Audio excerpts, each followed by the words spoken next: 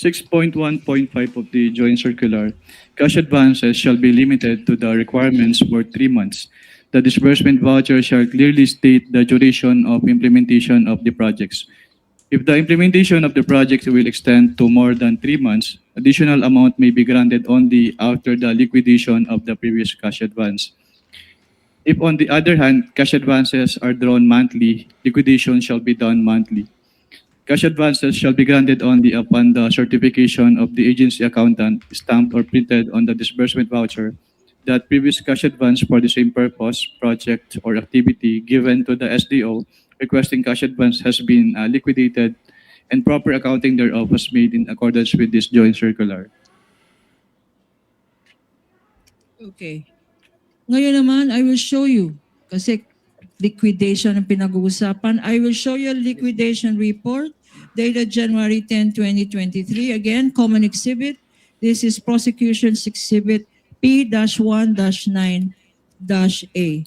A liquidation report dated January 10, 2023.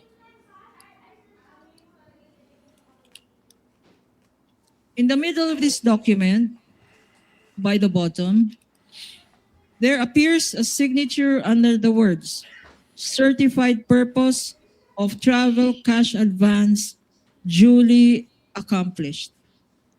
Mr. Witness. And this certification, Counsel, just to correct you, certified purpose of cash advance duly accomplished. There's no word travel. yes, Your Honor. Do you confirm, Counsel? You may Yes, proceed. Your Honor. Certified purpose of travel cash advance Of cash advance. of cash advance duly accomplished. Yes. You may Thank you proceed, for Counsel. thank you for the correction, Your Honor. What does this mean in terms of your audit? This means po na sinertify po ni Vice President na yung layunin ng cash advance ay kanilang na-accomplish. And you said the Vice President, whose signature is that? That is the signature po of the Vice President Sara Duterte. What is the significance of her signature to this document, if any? Ang significance po nung kanyang pirma dito ay kanya nga pong sinertify na yung purpose po nung kanilang cash advance from the confidential fund ay na-accomplish po ng agency. And what are your observations? Ano ang mga observations mo, if any, sa dokumentong ito? Actually, it is one of the proforma annexes po nung Joint Circular 2015-01. Siguro ang napansin ko lang dito ay yung period covered na December 21 to 31, 2022 since the cash advance was supposedly for the fourth quarter of the 2022 of the OBP. Pero other than that naman po, this document is compliant naman po with the requirement of the Joint Circular 2015-01. Again, para maintindihan namin, sabi mo, ang na-observe mo ay yung period. Yung period, Mr. Witness. Anong period covered dito? Based on this liquidation report po, ang period covered ay December 21 to 31, 2022. What is the significance? Bakit mo napansin itong period na to? Napansin ko lang naman po yun kasi yung kanilang cash advance based on the physical and financial plan po supposedly is for the whole fourth quarter of 2022. Pero based on this document po, na-disburse lang siya from December 21 to 31, 2022 or around 10 11 days. days. Sinabi mo, whole 11 days. quarter of 2022. 10 days lang yan kasi 21 to 31. November, October, sandali. Can you enlighten me anong quarter dapat yun? October, November, December. Ang Yes. sinasabi mong 3 quarters. 3 months po. 3 months for the fourth quarter. Tama? Yes, ma'am. 3 months for the fourth quarter, pero sabi mo ang ginastos na funds. Magkano ginastos na funds? Based on the documents po submitted, 125 million pesos po. In these 3 quarters? 3 months? Based on the document po, it was supposed to be spent for the fourth quarter of 2022. So, Buong fourth quarter dapat. supposedly. Based on Bakit their physical. supposedly, Mr. Witness? Dahil yun po yung supposed coverage ng kanilang cash advance for their confidential activities. At sinabi mo kanina, 11 days ito ginastos, tama? Based on the document, yes, ma'am.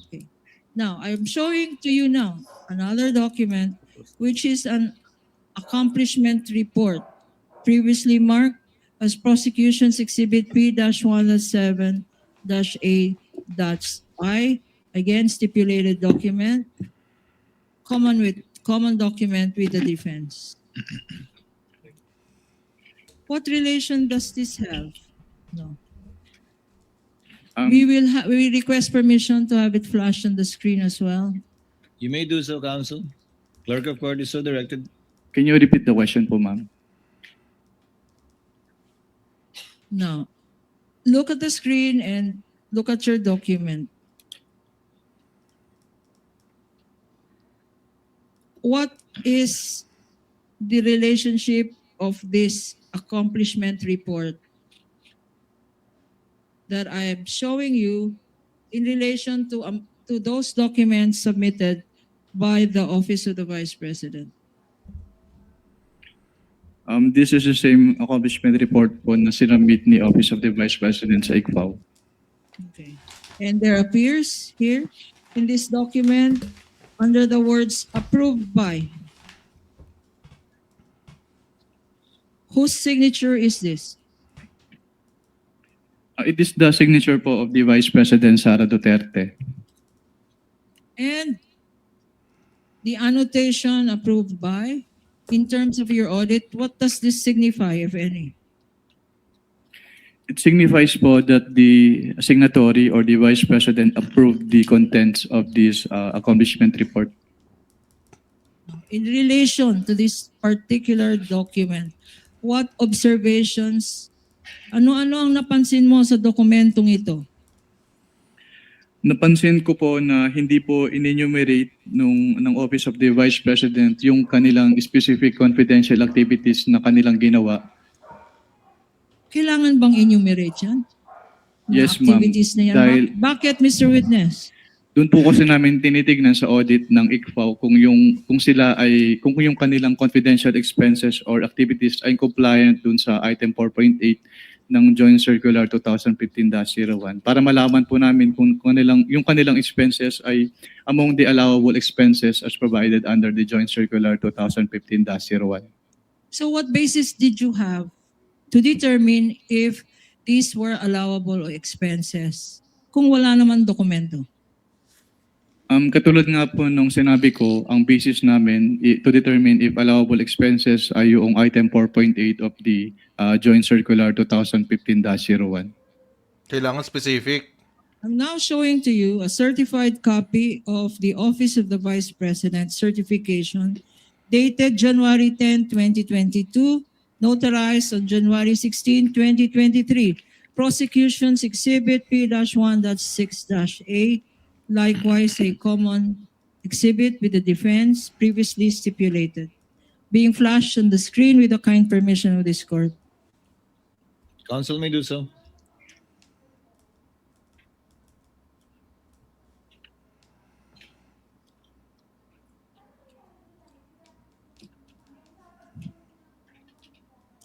Dito sa baba, may pirma sa ilalim ng mga salitang attested. Kaninong signature itong nakikita natin dito? Ito po ay signature ni Vice Presidente Sara Duterte. At anong ibig sabihin under your circular ng attested? Ang ibig sabihin po ng attested ay kanyang kino-confirm at bine-verify na yung contents ng certification na ito ay totoo. What other observations? Ano pa ang mga na-observe mo sa dokumentong ito? Ang napansin ko po dito yung date of execution ng certification, January 10, 2022. Ano pa? January 10, 2022. Why is this significant? Because it is supposedly the date of the execution ng certification, pero yung kanilang cash advance ay for the fourth quarter of 2022. Yung cash advance nila Ah, ay okay. para sa anong period? For the fourth quarter po of 2022. Ay, Pero ang Oo nga, no? certification January 10, 2022. Yes po, napakita ba to based sa ano? Based on Before? this Parang ngayon lang lumabas to. notarized. it was notarized po on January 16, 2023. Ay, shucks! Patay! Ay, ay, ay! Ano naman? Clerical error? Observation. What provision of the joint circular does this certification violate? If you Actually, ito po yung isa sa proforma annexes ng joint circular. So, wala naman po kaming nakitang violation aside from the date of the execution. no. So yung sinasabi mo, nakikita dito yung discrepancy ng mga dates. Based on this document po, yes ma'am, may discrepancy yung dates. Okay. Now, dahil dyan, what action did you take, if any? After what po ma'am?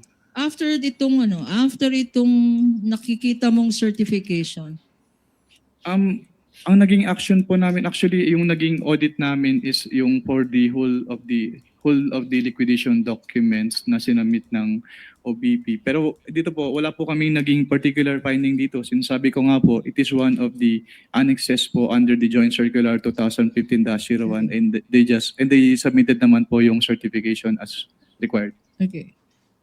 Earlier, So, clerical error lang. yung certain liquidation documents, yung physical and financial plan, yung disbursement vouchers, yung land bank check, yung liquidation report. What actions did you take, if any, after your evaluation of these documents submitted by the Office of the Vice President? After the evaluation po of those documents, since I noted that the documents are not compliant with the requirements of the Joint Circular 2015-01, I drafted po an audit observation memorandum which I submitted for review to my division chief. Can you tell us, Mr. Witness, anong ibig sabihin ng Audit Observation Memorandum or AOM? Ang audit observation memorandum po under the Joint Circular 2015-01 ay written notification to the accountable officers explaining to them or informing them the deficiencies po noted during the audit and requiring them to submit an explanation or to submit the documents being sought po do sa AOM or both. So, itong AOM was on account of sinasabi mong discrepancies. Yes, ma'am. Na-point out mo na dito sa Honorable Court. Now, if I show you a copy of this audit observation memorandum that you mentioned, please identify the same. Assisting counsel for both parties may approach the witness. Your Honor, please again, this is a common exhibit. This is exhibit P-1-12-A dated September 14, 2023 for the prosecution. Likewise, a defense exhibit, Your Honor.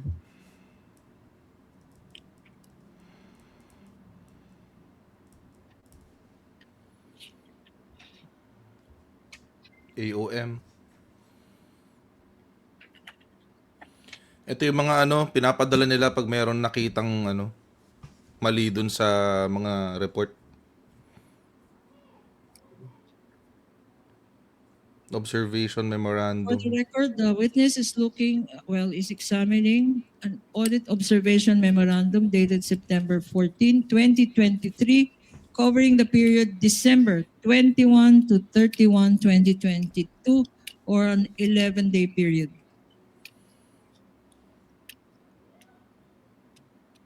Proceed, counsel.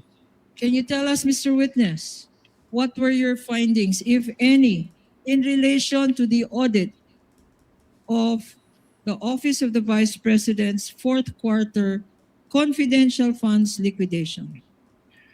Yung audit po ng confidential fund ng fourth quarter of 2022 of the OBP disclosed that una, yung kanilang physical and financial plan ay hindi compliant dun sa requirements ng Joint Circular 2015-01 dahil hindi po in-indicate ng OBP yung kanilang specific confidential activities na paggagabitan nila ng kanilang cash advance. So una, hindi compliant ang physical and financial plan ng Office of the Vice President. And under the same item din po, yung kanilang accomplishment report ay hindi rin compliant dahil hindi rin po naka-indicate doon yung kanilang specific confidential activities na pinagamitan nila ng kanilang cash advance.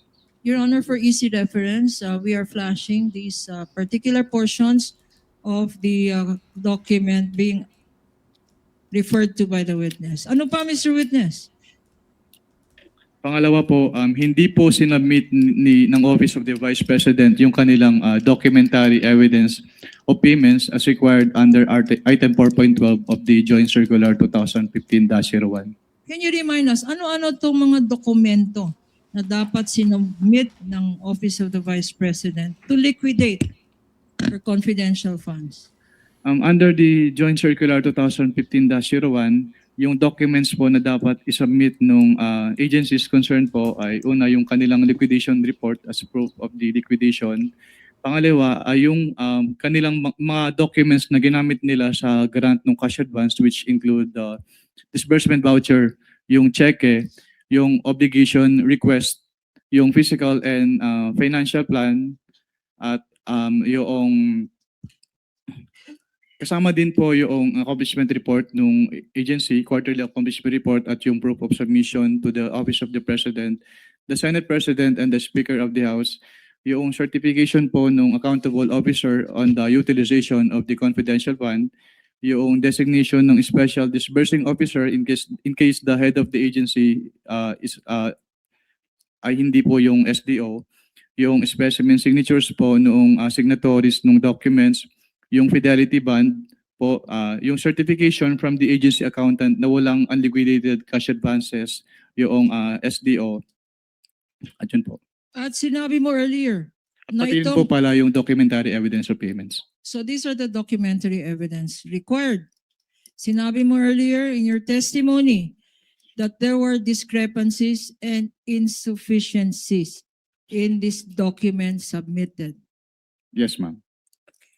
Ano pa ang observation mo, Mr. Witness?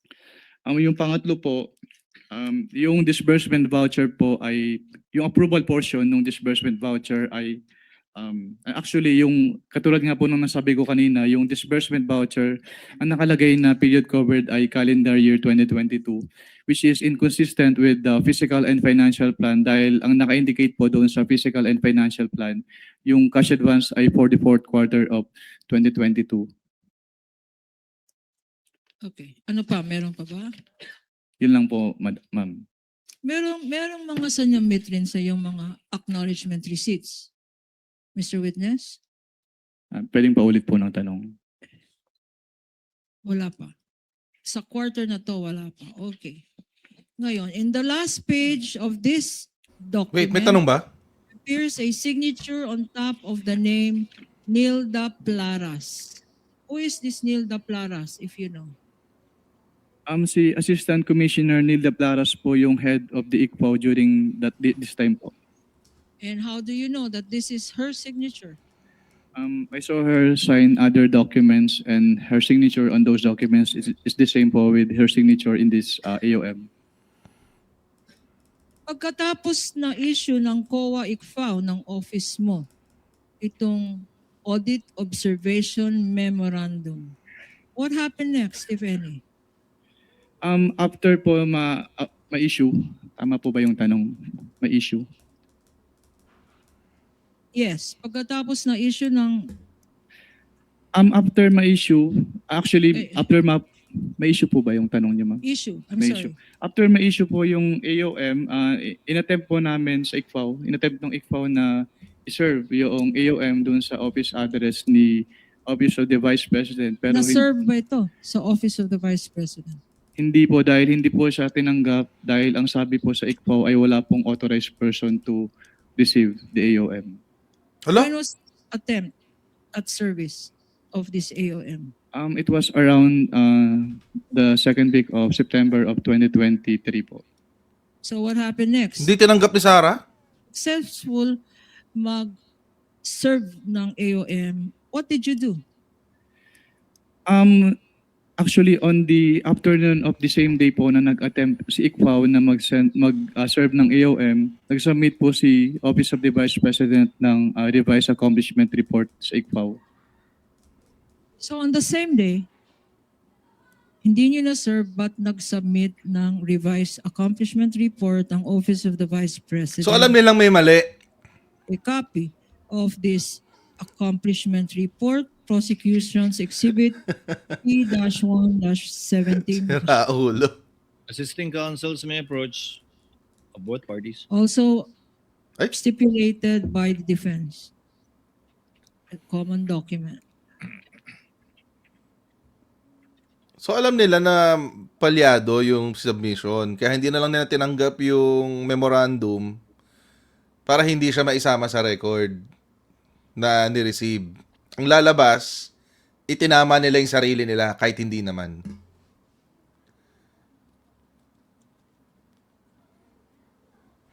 Nako, Michael Powa, ikaw yung DepEd, di ba? Spokes. Yari ka. Ano ang significance, if any, nitong revised accomplishment report? Ang significance po nito, dito po naka-indicate yung specific confidential activities po na pinagamitan ng cash advance ng OBP. So as compared po doon sa kanilang initial accomplishment report na sinubmit, wala po doon naka-indicate na specific confidential activities. Ano yung confidence building? Ano yun? Ano yung sabihin nun? Tell us, ano ang observation mo dito sa mga linista ni Vice President sa kanyang alleged activities to justify her confidential expenditures? Based on this document po, some of the line items as presented po na confidential expenses ay hindi among the allowable expenses under item 4.8 of the joint circular. Ayan, yung supplies, At yung items po na yun, Ano-ano ang mga items na yun? meals, po, yung medical. medical and food aid for 40 million pesos at yung payment of incentives or traveling relative to confidential operations na 10 million pesos. Isa-isahin natin. Sinabi mo na ang hindi pwede dyan yung Letter E and letter F po. letter D, E, letter E po. E. E. Letter F. What item is this and how much? Yung letter E po, yung provision of medical and food aid na 40 million pesos at yung letter F na payment of incentives or traveling relative to the confidential operations na 10 million pesos. Bakit hindi allowed ang medical expense for 40 million? Dahil yung hindi po siya kasama dun sa enumeration ng item 4.8 at yung enumeration po na yon ay exclusive. Yun lang po yung Exclusive. allowable confidential expenses based on the Joint Circular 2015-01. What do you mean when you say the enumeration in the circular is exclusive? Anong ibig sabihin ng exclusive? Kapag sinabi pong exclusive, ay doon lang pwedeng gamitin. So other than those enumerated po, ay hindi na po siya allowed as confidential expenses. So 40 million na gamot, hindi allowed. Ano pa nakita mo dyan? Yung item B po, yung payment of reward, kasi aside from this accomplishment report, hindi po sila nag-submit noong any document evidencing the success of the information gathering or surveillance activities on account of the information given by the informer as required po under item 4.8.5 of the Joint Circular 2015. Pati yung purchase of information. Particular item na yan, yung payment of rewards, you are saying, our understanding is, hindi sapat na magsabi lang ng pangalan, kailangan under the circular again? Ang sinasabi po ng circular ay dapat mag-submit sila ng document supporting the payment of reward na nag-evidence ng successful surveillance activity or information gathering on account of the information given by the informer. So kung Wala may kasi activity. paperwork, dapat may supporting document na nagpapatunay na successful ang result ng activity na yan, yung information gathering. Ang tanong sa'yo, Mr. Witness, meron bang mga dokumentong sinabit to show the success of that surveillance? As of the time po na sinamit itong revised accomplishment report na ito, wala na po silang ibang sinamit na document evidencing the success of the information gathering or surveillance activities. We now go to anything. Mr. Witness, what happened? Nung sinubmit ba ng Vice President yung sinasabi mong revised accomplishment report, rinevise mo rin, ang findings nyo sa audit observation memorandum? Objection, Your Honor, leading. With the permission of the objection is sustained. With the permission of the parties, earlier it was agreed by the senator judges that we would be pausing hopefully in time for lunch really, and it has gone beyond already 12 o'clock. So before proceeding to I presume a common exhibit previously stipulated to by both parties, you're referring to the AOM of October 3, 2023. Let's pause in the meantime with the permission of the parties, again in compliance with the agreement earlier made among the senator judges. And we shall resume at 1 o'clock. 45 minutes. For the parties enough time for lunch. And again, with the indulgence of Attorney Kapunan, let's continue with the common exhibit stipulated to by the parties. Particularly, I'm referring to AOM dated October 3, 2023. And before we go to the unstipulated portion of the acknowledgement receipts, which might take some time. Again, with the Thank you, permission Your of the Honor. parties, Attorney Kapunan, Attorney Poa, we are on recess and shall resume at 1 p.m. Thank you, Thank you, Your Your Honor. Honor. Ang haba ng 45 minutes. Ang haba nung break, 45 minutes. Okay, wait. Gagawin ko. Okay. Game. Ano sa summarize ko? Kapapasok ko lang. But anyway, pero yung nangyari parang more of tawag dito, parang nililay pa lang nila yung predicate. Nililay pa lang yung sitwasyon, kumbaga. Nagpapakwento pa lang si Attorney Lorna Kapunan. Pero doon pa lang sa umpisa nakikita na agad yung yung mga mali eh. Makikita na agad yung mga kalokohan. Yung mga kalokohan ni Sara Duterte. Sa umpisa pa lang makikita mo na yung mga bagay na ginawa niyang mali. Doon pa lang sa date nung report.